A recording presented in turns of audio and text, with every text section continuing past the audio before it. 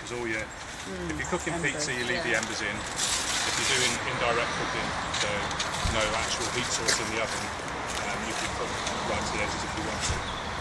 So do as good a job as you possibly can.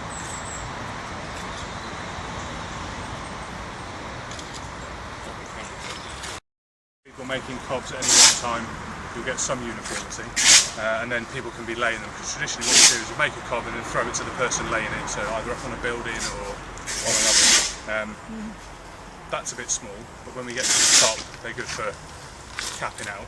If I just show you, I'll lay a few, because this union here, where the brick meets the curve, is a bit awkward, but it's just about creating the inside face of the oven. So anything that meets this paper, you're going to see inside. So what you don't want is big holes or pockets or where it's just rubbish. Just try and make this the best thing you do. The outside, not so important, because we're going to be turning that into straw cob in a bit, and that's going to go to the outsides, and then hopefully sculptural layers and stuff. So this will all be hidden, but you're always going to see the inside. So where it meets up against the paper, you want to have a good joint. So what I tend to do is get a rough, large handful, just give it a gentle pat. If you overwork cob, and you'll find this if you do, all the water will come to the surface, and it's a bit like quicksand. The more you work it, the more trouble you're in. So don't work it too much, it will crack, but it's about smushing it into the right shape. So if you want to see how I do it, we'll come around this side. What I'll do is I'll lay part of the course. I'll explain how we deal with things like drops down, because obviously we've got a fairly solid surface under here, because it's really well compacted. So just have a quick look at what you've created. You've got a vague point and a bit of a curve. So I would say this face here is an obvious candidate for putting up against the side of the oven. So it goes in, and you can see it's almost a perfect fit. So I have done this a couple of times, despite not looking like I do. You're going to use the dimensions of yourself to guide how you build this, so you keep a constant. So that's a fairly regular shape. So is that. So we're going to use these shapes. This flat bit of your knuckles is going to be used to compact down gently. I've seen people lean on builds and pummel it, and you end up with a brick about this thin, and it takes you a week to get a lift higher than a couple of inches. So if you just watch, put my hand at the back to stop it spreading too much. It will spread, but I want to control where it does go.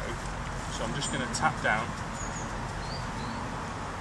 and then correct, tap down again, and where there's a little gap, so what I'm going to do is push it forward and in, and you'll see then.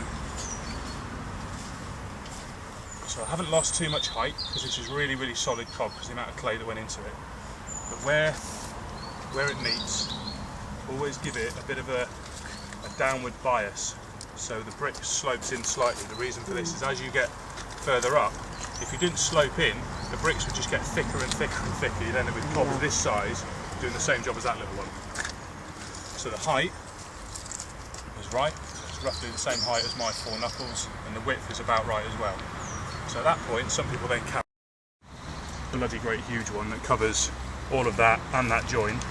So you're always overlapping, because when we do the next one, the straw, as well as being an insulator, if you imagine 2 bricks like so, one on top, you then get something called a cobber's thumb, which is a stick about that sort of size, but about that long. Then you stuff it through the top brick and about a third of the way through the brick below, and it forces straw into a pocket that will eventually dry and holds them together. So there is a sort of a dual purpose to the straw.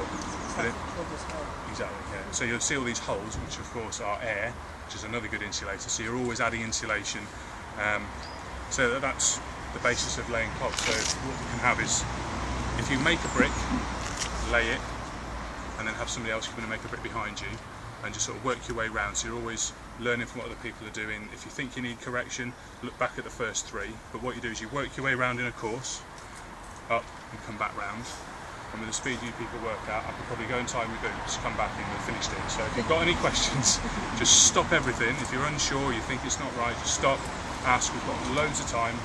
It's not going to take a long time to put the straw into that cob, because there's so many of you, and it's not like making cob again. You just got to turn it, tread it, and you've made proper cob with straw in, so it's not horrendous. So get the cob in. Ready, steady, cob.